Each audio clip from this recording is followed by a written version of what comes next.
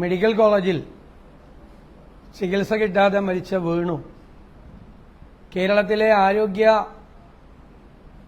വകുപ്പിലെ സിസ്റ്റം തകർന്നതിന്റെ ഏറ്റവും അവസാനത്തെ ഇരയാണ്. ആരോഗ്യ കേരളം വെന്റിലേറ്ററിലാണ് എന്ന പ്രതിപക്ഷ ആരോപണത്തിന് അടിവരയിടുന്ന സംഭവങ്ങളാണ് സമീപകാലത്ത് മുഴുവൻ നടന്നുകൊണ്ടിരിക്കുന്നത്. 6 ദിവസം ആശുപത്രിയിൽ കിടന്നിട്ട് ആരും തിരിഞ്ഞു നോക്കിയില്ല എന്നാണ്. വേണു മരിച്ചിട്ടും വേണു കേരളത്തിലെ ജനങ്ങളോട് സംസാരിച്ചുകൊണ്ടിരിക്കുകയാണ്. ഒരു ആശുപത്രിയിൽ എന്താണ് നടന്നത് എന്നാണ്. പൂർണ്ണമായ അവഗണനയാണ്. ഇപ്പൊ ആരോഗ്യമന്ത്രി റിപ്പോർട്ട് തേടിയിരിക്കുകയാണ്. ആരോഗ്യമന്ത്രി അവരെ ഈ സ്ഥാനം ഏറ്റെടുത്തതിന് ശേഷം തേടിയ റിപ്പോർട്ടുകളുടെയും കിട്ടിയ റിപ്പോർട്ടുകളുടെയും ഒരു സമാഹാരം ഉണ്ടാക്കുകയാണെങ്കിൽ അത് വോള്യങ്ങൾ വരും. അത്രമാത്രം തകരാറുകളാണ് ഉണ്ടായിരിക്കുന്നത്. ആരോഗ്യമന്ത്രി തന്നെ സമ്മതിച്ചു സിസ്റ്റത്തിന്റെ തകരാറാണ്. ആ സിസ്റ്റം തകരാറിലാക്കിയതിന്റെ പ്രധാനപ്പെട്ട ഉത്തരവാദിത്വം അവരാണ്. ഇത് തിരുവനന്തപുരം മെഡിക്കൽ കോളേജിൽ മാത്രമല്ല, കേരളത്തിലെ മെഡിക്കൽ കോളേജുകളിലും ആശുപത്രികളിലും വല്ലപ്പോഴും ഉണ്ടായിരുന്ന കാര്യങ്ങൾ നിരന്തരമായി സംഭവിച്ചുകൊണ്ടിരിക്കുകയാണ്. എല്ലാ ദിവസവും റിപ്പോർട്ട് ചെയ്യപ്പെടുകയാണ്.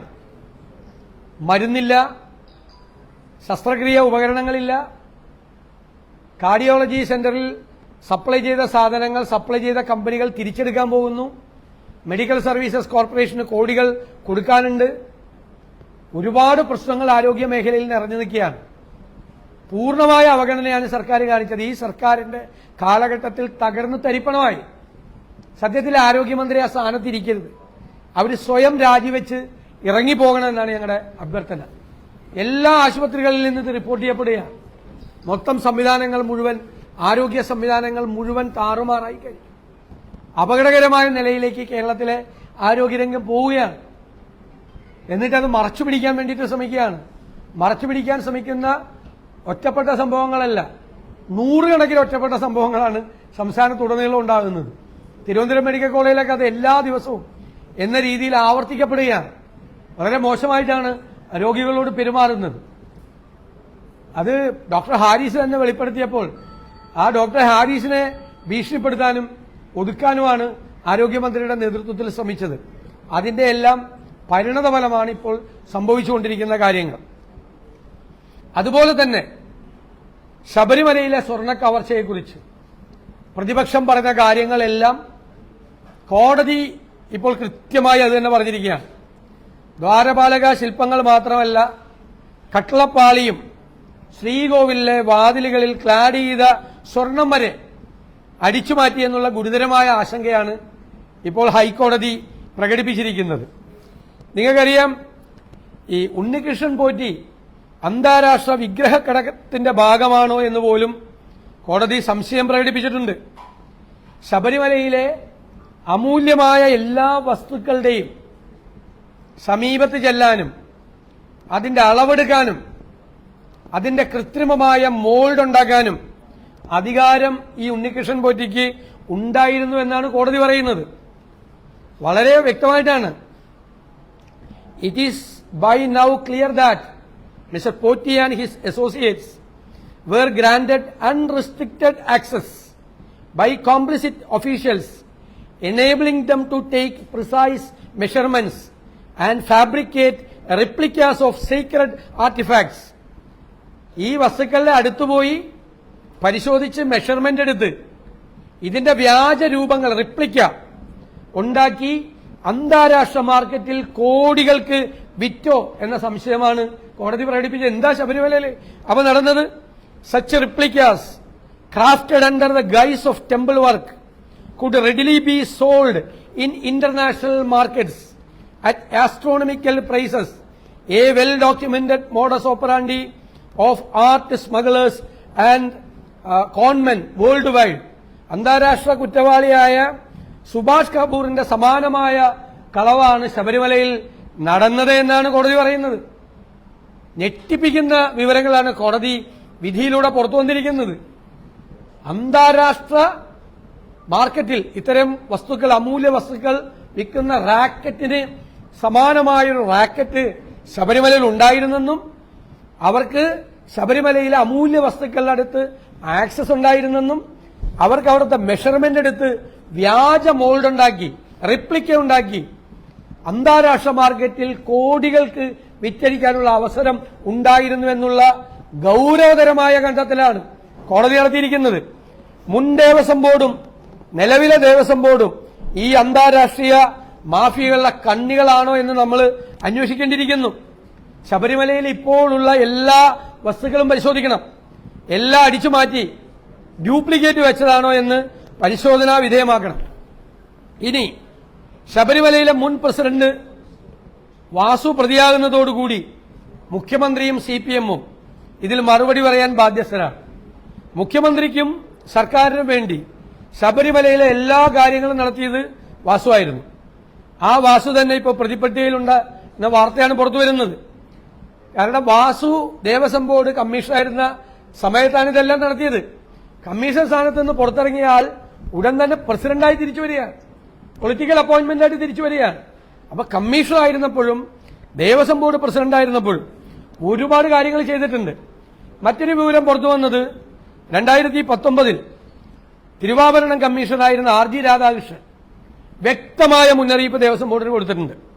അദ്ദേഹം കൊടുത്ത കത്തിന്റെ വിശദാംശങ്ങൾ, അതായത് HRI ആക്ട് സെക്ഷൻ 35 അനുസരിച്ച് ബോർഡ് രൂപപ്പെടുത്തുകയും ദേവസ്വം മാനുവൽ വാല്യം 1 ചാപ്റ്റർ 11 പ്രസിദ്ധീകരിക്കുകയും ചെയ്തിട്ടുള്ള തിരുവാഭരണം ഭരണിപാത്രം സംരക്ഷണ നിയമങ്ങളൊന്നും തന്നെ കഴിഞ്ഞ കുറേ വർഷങ്ങളായി പിന്തുടരുന്നില്ല എന്ന് കണ്ടെത്തിയെന്നാണ്. വലിയ കണ്ടെത്തലാണ് നടന്നിരിക്കുന്നത്. ഇതെല്ലാം ദേവസ്വം ബോർഡിന് കിട്ടിയിട്ടും വളരെ വിശദമായ കത്താണ് അന്നത്തെ തിരുവാഭരണം കമ്മീഷണർ കൊടുത്തത്. എന്നിട്ടും യാതൊരു തരത്തിലും അത് പരിശോധിക്കാൻ തയ്യാറായില്ല. നിലവിലെ ദേവസ്വം ബോർഡ് പ്രസിഡന്റിന്റെയും ബോർഡിന്റെയും ഭാഗത്തുനിന്നുണ്ടായ ഗുരുതരമായ കുറ്റകൃത്യങ്ങൾ കോടതി വെളിപ്പെടുത്തുന്നുണ്ട്. ഉണ്ണികൃഷ്ണൻ പോറ്റിയുടെ കള്ളത്തരങ്ങൾ മുഴുവൻ അറിഞ്ഞിട്ടും കോടതി വിധി പോലും കാറ്റിൽ പറത്തി അയാൾക്ക് തന്നെ ശില്പങ്ങൾ സ്വർണം പൂശാൻ നൽകിയത് കോടതി വിധിയുടെ ലംഘനമാണ്. എന്നിട്ട് ആ ദേവസ്വം ബോർഡ് പ്രസിഡന്റിനെയും മെമ്പർമാരെ ഇപ്പോഴും സംരക്ഷിക്കുക.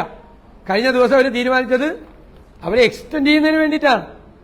എല്ലാ കള്ളത്തരങ്ങളും ശബരിമലയിൽ നടന്ന ഈ കൊള്ള മുഴുവൻ തിരിച്ചറിഞ്ഞിട്ടും ആ കൊള്ളയ്ക്ക് നേതൃത്വം കൊടുത്ത അതിന് ഇടനിലക്കാരനായി നിന്ന ഉണ്ണികൃഷ്ണൻ പോറ്റിയെ തന്നെ വീണ്ടും ഇതെല്ലാം ഏൽപ്പിക്കാൻ തീരുമാനിച്ചത് ഗുരുതരമായ കുറ്റകൃത്യമാണ് എന്ന് കോടതി പറയാ. ആ കുറ്റകൃത്യം ചെയ്ത ആരാ? ഇപ്പോഴത്തെ ദേവസ്വം ബോർഡ് പ്രസിഡന്റും അംഗങ്ങളും. അതിന് കൊടപിടിച്ചു കൊടുത്ത ആരാ? ഇപ്പോഴത്തെ ദേവസ്വം മന്ത്രി വാസവൻ. അപ്പൊ പ്രതിപക്ഷം ആവശ്യപ്പെട്ടത് എന്താ? ഇപ്പോഴത്തെ ദേവസ്വം മന്ത്രി രാജിവെക്കണം. തിരുവിതാംകൂർ ദേവസ്വം ബോർഡ് പ്രസിഡന്റും അംഗങ്ങളും ഉൾപ്പെടെയുള്ള ആളുകൾ ചവിട്ടി പുറത്താക്കണം എന്നാ പറഞ്ഞത്. അത് കറക്റ്റല്ലേ? ഞങ്ങൾ പറഞ്ഞതിനേക്കാൾ രൂക്ഷമായ ഭാഷയിലാണ്, വളരെ ഗൌരവത്തോടുകൂടിയാണ് സ്പെഷ്യൽ ഇൻവെസ്റ്റിഗേഷൻ ടീമിന്റെ സീക്രട്ട് റിപ്പോർട്ടിന് കിട്ടിയതിന് മീതെ കോടതി നടത്തിയിരിക്കുന്ന ഈ മൂന്നാമത്തെ പ്രധാനപ്പെട്ട പ്രതികരണം എത്ര ഗൌരവതരമാണ്. അന്താരാഷ്ട്ര മാർക്കറ്റിൽ നടക്കുന്നതിന് സമാനമായ കുറ്റകൃത്യം ശബരിമലയിൽ ഇവരുടെ കാലത്ത് നടന്നുവെന്ന് വ്യാജനുണ്ടാക്കി അന്താരാഷ്ട്ര മാർക്കറ്റിൽ വിറ്റു എന്നുള്ള ഗുരുതരമായ ആരോപണമാണ് വന്നിരിക്കുന്നത്. എന്നിട്ടും ഈ കുറ്റവാളികളെ മുഴുവൻ ഈ ഗവൺമെന്റും രാഷ്ട്രീയ നേതൃത്വവും സംരക്ഷിക്കുന്നത് ഗവൺമെന്റിലുള്ളവരും രാഷ്ട്രീയ നേതൃത്വത്തിലുള്ള CPM-ന്റെ നേതൃത്വത്തിലുള്ളവരും പ്രതികളാകും, കുടുങ്ങും എന്നുള്ള ഭയം കൊണ്ടാണ്. അതുകൊണ്ട് എല്ലാവരെയും സംരക്ഷിക്കാനുള്ള നിലപാടാണ് മുഖ്യമന്ത്രിയും ഈ ഗവൺമെന്റും സ്വീകരിക്കുന്നത്. അപകടകരമായ നിലയിലേക്ക് ഇത് പോവുകയാണ്. ഞങ്ങൾ അതിശക്തമായ പ്രക്ഷോഭണം, ഞങ്ങളിപ്പോൾ നടത്തിക്കൊണ്ടിരിക്കുന്ന പ്രക്ഷോഭണം കൂടുതൽ ശക്തിയാക്കാൻ വേണ്ടി ഞങ്ങൾ തീരുമാനമെടുത്തിട്ടുണ്ട്.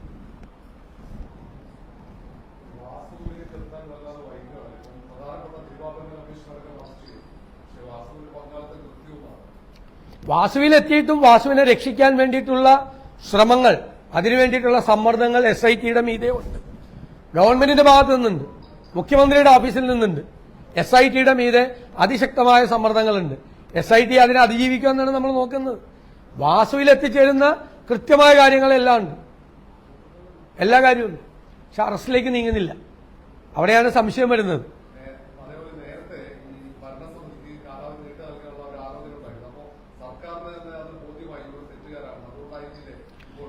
അല്ല, ഇപ്പൊ കോടതി വിധി ഉണ്ടല്ലോ, കൃത്യമായിട്ട് കോടതി വിധിയുണ്ട്. അവര് നാളെ പ്രതികളാവും. അയാളെ പ്രതികളാവും. അതായത് ഞാൻ പറഞ്ഞല്ലോ, ഉണ്ണികൃഷ്ണൻ പോറ്റിയും ഈ സംഘവും കഴിഞ്ഞ കാലത്ത് നടത്തിയ എല്ലാ വൃത്തികേടുകളും എല്ലാ കൊള്ളയെയും കുറിച്ച് പൂർണ്ണമായ ബോധ്യം ഇപ്പോഴത്തെ ദേവസ്വം ബോർഡിന് ഉണ്ടായിരുന്നു. എന്നിട്ടും ഇപ്പോഴത്തെ തിരുവാഭരണ കമ്മീഷണർ ആദ്യം ഇത് കൊടുക്കരുത്, പുറത്തേക്ക് കൊണ്ടുപോകരുത് എന്ന് ദേവസ്വം ബോർഡിന് കത്ത് കൊടുത്തിട്ടും അതുപോലും മറികടന്ന് ഉണ്ണികൃഷ്ണൻ പോറ്റിക്ക് തന്നെ കൊടുക്കാനുള്ള തീരുമാനം ഇവരെടുത്തതിനെ പറ്റിയാണ് കോടതി ചോദ്യം ചെയ്യുന്നത്. പഴയ ബോർഡിനെ പറ്റി മാത്രമല്ല, ഈ ബോർഡിനെ പറ്റി പ്രതിപക്ഷം പറഞ്ഞത് രൂക്ഷമായ ഭാഷയിലാണ്. ഞങ്ങളിവരെ ചവിട്ടി പുറത്താക്കണം എന്നാണ് പറഞ്ഞത്. ഇവര് പങ്കാളികളാണ് എന്ന് കൃത്യമായി കോടതി വരികയാണ്.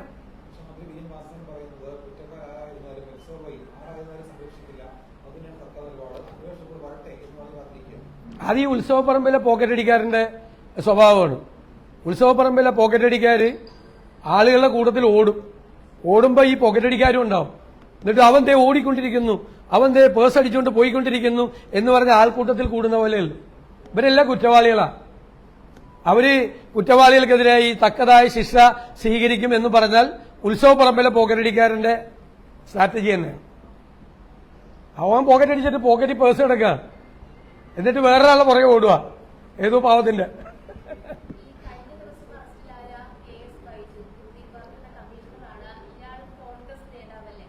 അത് തെറ്റാണ്. കോൺഗ്രസ് നേതാവ് കോൺഗ്രസ് സംഘടനയുടെ ആയിരുന്നത് ജി ബൈജുവാണ്. അത് ഈ സോഷ്യൽ മീഡിയ ഹാൻഡിലുകളിൽ KS ബൈജുവിന്റെ പേര് ജി ബൈജുവിന്റെ ജി ബൈജു നിങ്ങൾക്ക് എല്ലാവർക്കും അറിയാം, നമ്മളെ ഹാജരാക്കാം. ജി ബൈജു അല്ല, ജി ബൈജു ആണ് കോൺഗ്രസുമായിട്ടും കോൺഗ്രസിന്റെ സംഘടനയായിട്ട് ബന്ധപ്പെട്ട. ഞാൻ ചോദിക്കട്ടെ, LDF ഭരിക്കുന്ന കാലത്ത് എങ്ങനെ കോൺഗ്രസ് സംഘടനാ നേതാവ് അവിടെ പ്രധാനപ്പെട്ട പോസ്റ്റിൽ വന്നത്? കഴിഞ്ഞ ദിവസം അറസ്റ്റിലായ ആളും പറഞ്ഞു ദേവസ്വം ബോർഡ് പ്രസിഡന്റിന്റെ PA കോൺഗ്രസ് നേതാവിനാക്കുക. ഇതൊക്കെ CPMന്റെ ക്യാപ്സൂൾ നറേറ്റീവ് തന്നെ. ഞങ്ങളുടേത് ജി ബൈജു, അത് നമ്മുടെ കൂടെ ഉണ്ട്, ആളിൻ്റെ അകത്തൊന്നുമില്ല.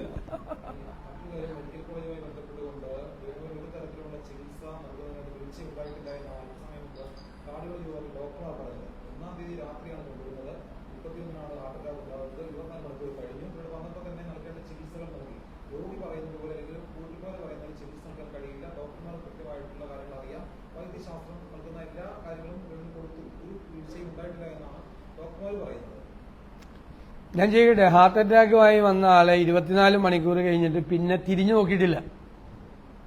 നോക്കിയിട്ടില്ല എന്ന് വേണുവിന്റെ സംഭാഷണത്തിൽ കൂടെ വളരെ വ്യക്തമാണ്. അവിടെ ഒന്നും ചെയ്തിട്ടില്ല, ഒന്നും ചെയ്യാതെ കിടത്തോ. ഹാർട്ട് അറ്റാക്ക് വന്ന ഒരാളെ അവിടുന്ന് കൊല്ലത്തുനിന്ന് കൊണ്ടുവന്നല്ലേ, കൊല്ലത്തുനിന്ന് കൊണ്ടുവന്ന് ഹാർട്ട് അറ്റാക്ക് വന്ന ഒരാളെ 24 മണിക്കൂർ കഴിഞ്ഞു പിന്നെ വെറുതെ വെച്ചേക്കുക, അന്വേഷിക്കുക പോലും ഇല്ലാതെ. ഒരാൾ ചോദിച്ചിട്ട് മറുപടി പോലും പറയുന്നു. എന്താ ചെയ്യാത്ത ഒന്നും ചെയ്യാം. അപ്പൊ അവർക്ക് രക്ഷപ്പെടാൻ വേണ്ടി അവർക്ക് പറഞ്ഞല്ലേ മതിയാവും. അവർ ചെയ്ത തെറ്റിനെ ഡിഫെൻഡ് ചെയ്തല്ലേ പറ്റുള്ളൂ. അവർ തെറ്റാണ് ചെയ്തതെന്ന് വളരെ കൃത്യമല്ലേ. തിരിഞ്ഞു നോക്കിയിട്ടില്ല, ആ പ്രദേശത്തേക്ക് അന്വേഷിച്ചിട്ടില്ല. നമ്മൾ ഹാർട്ട് അറ്റാക്ക് ആയിട്ട് വന്ന് ആശുപത്രി പോയി കിടന്നു കഴിഞ്ഞാൽ അങ്ങനെയാണ് ആശുപത്രി ചെയ്യുന്നത്. ഒരു സ്വകാര്യ ആശുപത്രിയാണെങ്കിൽ അങ്ങനെ ചെയ്യുക. ആളുകൾ പണമില്ലാത്തതുകൊണ്ടല്ലേ ഈ മെഡിക്കൽ കോളേജിലേക്ക് വരുന്നത്. നല്ല ചികിത്സ കിട്ടും, നല്ല ഡോക്ടർമാര് ഉണ്ടെന്ന് കരുതി. ആളെ നിലത്ത് കിടക്കുവാണ്, ഹാർട്ട് അറ്റാക്ക് ആയിട്ട് വന്ന ആള്. ഇനി കിടക്ക ഒഴിവില്ല, ഓക്കെ, ചികിത്സിക്കണ്ടേ, അന്വേഷിക്കണ്ടേ ഇയാളുടെ സ്ഥിതി എന്താണ്. ഒരു ചികിത്സയും ചെയ്യില്ലേ? നമ്മുടെ ഒന്നും അറിവ് അതല്ലല്ലോ. ഹാർട്ട് അറ്റാക്ക് വന്ന് 24 മണിക്കൂർ കഴിഞ്ഞ ഒരാളെ ഒരു ചികിത്സയും ചെയ്യില്ലേ, പരിശോധിക്കില്ലേ? അതൊക്കെ തെറ്റായ കാര്യങ്ങളാണ്.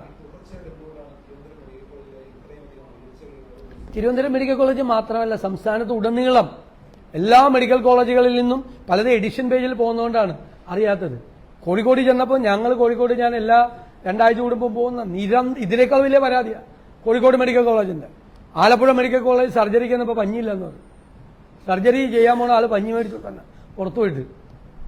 ശസ്ത്രക്രിയാ ഉപകരണങ്ങളെല്ലാം അത് സപ്ലൈ ചെയ്ത കമ്പനി എടുത്തുകൊണ്ട് പോകുന്ന അവർ പറഞ്ഞില്ലേ. സാമ്പത്തിക ഒരു പ്രതിസന്ധി ഇല്ല എന്ന് പറയാണ് മുഖ്യമന്ത്രിയും ധനകാര്യമന്ത്രിയും. അങ്ങനെയല്ലേ പറഞ്ഞത്? ഒരു സാമ്പത്തിക പ്രതിസന്ധി ഇല്ല. സാമ്പത്തിക പ്രതിസന്ധി ഇല്ലെങ്കിൽ, പണം കയ്യിലുണ്ടെങ്കിൽ എന്താ പ്രയോറിറ്റി? മരുന്ന് കൊടുക്കാൻ വേണ്ടിയിട്ട് മെഡിക്കൽ സപ്ലൈ കോർപ്പറേഷന് പൈസ കൊടുക്കണ്ടേ മരുന്ന് സപ്ലൈ ചെയ്തതിന്? ഞാൻ പത്രത്തിലൊരു വാർത്ത കണ്ടു, ആരോഗ്യമന്ത്രിയും ധനകാര്യമന്ത്രിയും തമ്മിൽ തർക്കമുണ്ടായെന്ന്. എനിക്കറിയില്ല സത്യമാണോ എന്ന്. വാർത്തയാണ്, മാധ്യമ വാർത്തയാണ്, ശരിയാണെന്നറിയില്ല. ഇഷ്ടംപോലെ പണം ഇഷ്ടംപോലെ പണം കൊടുക്കാനുണ്ടല്ലോ, കൊടുക്കുന്നില്ലല്ലോ, മരുന്നില്ലല്ലോ, ശസ്ത്രക്രിയ ഉപകരണങ്ങളില്ലല്ലോ. അസംബ്ലിയിൽ വെച്ച് ഞങ്ങളോട് പറഞ്ഞ് ഞങ്ങൾ വന്നതിന് ശേഷം ഇത്രയും ശസ്ത്രക്രിയ നടത്തി, ഉമ്മൻചാണ്ടിയുടെ കാലത്ത് ഇത്രയും നടത്തിയില്ലെന്ന് പറഞ്ഞു. ഇപ്പൊ അതൊക്കെ എടുത്തുകൊണ്ട് പോവാണ് സപ്ലൈ ചെയ്ത കമ്പനികൾ. അത്ര ദയനീയമാണ്, പരിതാപകരമായ സ്ഥിതിയാണ് ആശുപത്രികളിൽ.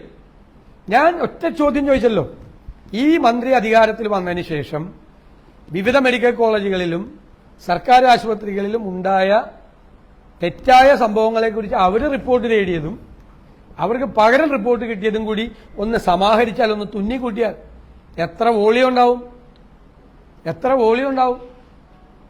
നിങ്ങൾ തന്നെ റിപ്പോർട്ട് ചെയ്തിട്ടുള്ളതാണ്.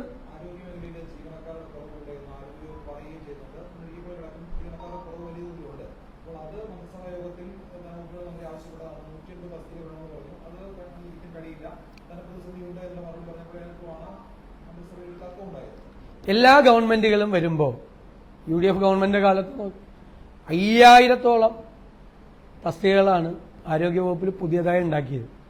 എപ്പോഴും ആരോഗ്യവകുപ്പിലെ ഡിമാൻഡ് വന്നുകൊണ്ടിരിക്കും, കൂടുതൽ തസ്തികകൾ, കൂടുതൽ ഫെസിലിറ്റീസ് കൊടുക്കുന്നതോറും കൂടുതൽ വന്നുകൊണ്ടിരിക്കും. അതിപ്പോ കൊടുക്കുന്നില്ല. ഞാൻ മരുന്ന് മേടിച്ചതിന്റെ സപ്ലൈ ചെയ്തതിന്റെ പൈസ കൊടുക്കുന്നില്ല, സർജിക്കൽ എക്യുപ്മെന്റ്സ് സപ്ലൈ ചെയ്തതിന്റെ പൈസ കൊടുക്കുന്നില്ല. അപ്പൊ ഗവൺമെന്റിന് ഒരു സാമ്പത്തിക പ്രതിസന്ധി ഇല്ലെങ്കിൽ ഇതെന്താ കൊടുത്ത? ഇപ്പൊ പ്രഖ്യാപിച്ച കാര്യങ്ങളുണ്ടല്ലോ, പെൻഷൻ, മറ്റേത് DA, അതിനുവേണ്ടി ജോയിന്റ് രജിസ്ട്രാർമാർ സഹകരണ വകുപ്പിലെ ബാങ്കുകൾ കയറി ഇറങ്ങാണ്. എല്ലാ ജോയിന്റ് രജിസ്ട്രാർമാർ കൂടി ഉള്ള ഡയറക്ഷൻ കേരളത്തിലെ സഹകരണ ബാങ്കുകളിൽ നിന്ന് 2000 കോടി രൂപ കടമെടുക്കണമെന്നാണ്. എന്നിട്ട് ഒരു വശത്ത് ഒരു സാമ്പത്തിക പ്രതിസന്ധി ഇല്ലാന്ന് പറയാം.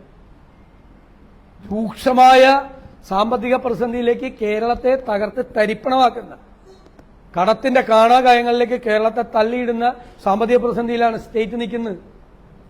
ഇതൊന്നുമില്ലെന്ന് പറയാം. ഇപ്പൊ പ്രഖ്യാപിച്ചത് ഇനി ഇലക്ഷൻ വരെയെങ്കിലും കൊടുക്കണ്ടേ? അതിനു വേണ്ടിയിട്ടാണ് ഈ കാശിന് വേണ്ടി കിടന്ന് ഓടുന്നത്. വീണ്ടും ഇത്രയും മേടിച്ചത് പ്രഖ്യാപിച്ചതല്ലേ, 2500 രൂപ കൊടുക്കാന്ന് പറഞ്ഞിട്ട് 4.5 കൊല്ലം 1 രൂപ പോലും കൊടുത്തില്ല. 4.5 കൊല്ലം കഴിഞ്ഞ് ഇലക്ഷൻ പ്രഖ്യാപിക്കുന്നതിന്റെ തലയാഴ്ച 2000 രൂപയാക്കി. അത് കൊടുക്കണ്ടേ? അത് കൊടുക്കാൻ വേണ്ടി ഇപ്പോ വേറെ 2000 കോടി ബാങ്കിൽ നിന്ന് എടുക്കാൻ വേണ്ടിയിട്ട് പോവാ. അതാണ് സ്ഥിതി കേരളത്തിന്റെ. പച്ചക്കള്ളമാണ് ഇവർ പറഞ്ഞുകൊണ്ടിരിക്കുന്നത് മുഴുവൻ. പുറത്ത് യാഥാർത്ഥ്യമല്ല, സത്യമല്ല, വസ്തുതകൾക്ക് നിരക്കാത്ത കാര്യങ്ങളാണ് പുറത്തു പറയുന്നത്. അകത്ത് വേറെ. PM ശ്രീയുടെ കത്ത് മരവിപ്പിക്കാൻ കത്തെഴുതുന്നത് ആ CPIക്കാരെ പറ്റിച്ചെന്ന് എനിക്ക് തോന്നുന്നു. ഇനി കത്ത് പോവാത്തത്, കത്തെഴുതാൻ ആളില്ലേ? ഞങ്ങളില്ലെങ്കിൽ നല്ല സ്റ്റെനോഗ്രാഫറെ പറഞ്ഞുവിടാ.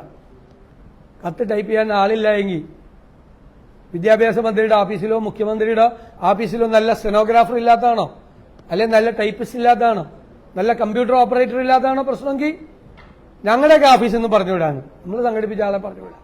PM ശ്രീ മരവിപ്പിച്ചെന്നുള്ളൊരു കത്തയക്കാൻ മുഖ്യമന്ത്രിയുടെ ഓഫീസിലും വിദ്യാഭ്യാസ മന്ത്രിയുടെ ഓഫീസിലും ആളില്ലേ? മന്ത്രിസഭാ തീരുമാനം എടുത്തെന്ന് പറയും. മന്ത്രിസഭാ തീരുമാനം എടുത്താൽ എത്ര മണിക്കൂർ കഴിയണം ഒരു കത്ത് ഡ്രാഫ്റ്റ് ചെയ്യാൻ കേന്ദ്രത്തിലേക്ക്? എത്ര ദിവസം വേണം? കേന്ദ്രം പറയും കേന്ദ്രത്തിലൊന്നും കിട്ടിയിട്ടില്ല, ഇവിടുന്നൊന്നും പോയിട്ടില്ലല്ലോ. ഇതൊക്കെ ആരെ കബളിപ്പിക്കാനാണ് ഇതെല്ലാം ചെയ്തുകൊണ്ടിരിക്കുന്നത്? ഇതിനൊക്കെ മറുപടി പറയണ്ടേ? ആരുടെ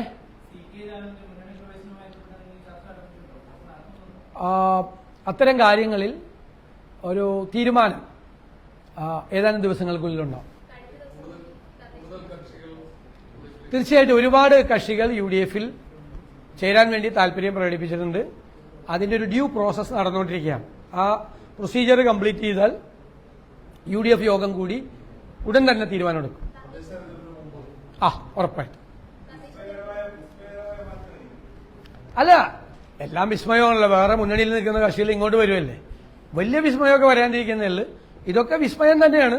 മറ്റ് മുന്നണിയിലുള്ള ആളുകൾ ഈ തെരഞ്ഞെടുപ്പ് അടുക്കുന്ന സമയത്ത് UDFലേക്ക് വരികയാണ്, മുതിർന്ന നേതാക്കൾ പലരും വരികയാണ്. അപ്പൊ അത് നിങ്ങൾക്ക് വിസ്മയം ഉണ്ടാക്കുന്ന ആളുകൾ ഉൾപ്പെടെ വരും, പാർട്ടികൾ. ഇപ്പൊ കുറച്ച് പേര് വരും. അല്ല, അത് തീർച്ചയായിട്ടും നമ്മളോട് ഇങ്ങോട്ട് റിക്വസ്റ്റ് ചെയ്തിരിക്കുന്നത് തീർച്ചയായിട്ടും ഞങ്ങൾ അത് പരിശോധിച്ച് ക്ലിയറൻസ് നടത്തിയ ഒരു പ്രൊസീജിയറുണ്ട്. നമ്മൾ ദേശീയ പാർട്ടിയും കൂടിയാണ്, ഡൽഹിയിൽ നിന്നുള്ള ഇത് വേണം, മറ്റ് ഘടകകക്ഷികളുടെ അനുവാദം വേണം, പാർട്ടി തീരുമാനം എടുക്കണം, കോൺഗ്രസ് ആ പ്രോസസ്സ് നടന്നുകൊണ്ടിരിക്കുകയാണ്. അത് കഴിയുമ്പോൾ ഞങ്ങൾ ഒരു ടീമിനെ ഡിക്ലെയർ ചെയ്യും. ആദ്യഘട്ടം ഉറപ്പായിട്ടും ഉടനെ തന്നെ ഉണ്ടാവും. ഇവിടെ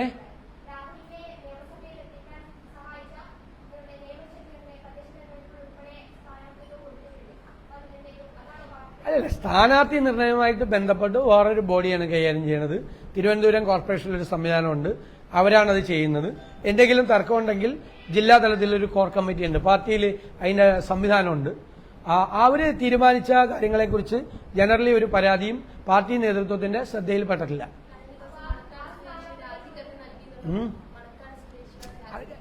അതെനിക്കറിയില്ല. എന്റെ പത്രത്തിൽ കണ്ട് എനിക്ക് കോപ്പി ഉണ്ടെന്ന് ഞാൻ കണ്ടില്ല, അതൊന്നും എനിക്കറിയില്ല. അതൊക്കെ നിങ്ങൾ KPCC പ്രസിഡന്റിനോട് ചോദിക്കണം. സംഘടനാപരമായ കാര്യങ്ങളല്ല, ഞാൻ സംഘടനാപരമായ കാര്യങ്ങളിൽ പ്രതികരിക്കില്ല. അതൊക്കെ പാർട്ടി പ്രസിഡന്റ് കറക്റ്റായിട്ട് നിങ്ങളോട് പറയുന്നത്. നിങ്ങൾ അദ്ദേഹത്തോട് ചോദിച്ചാൽ പറഞ്ഞുതരും. ഞാൻ പറഞ്ഞത് കോൺഗ്രസിലും UDFിലും ഒരു സംവിധാനമാണ്.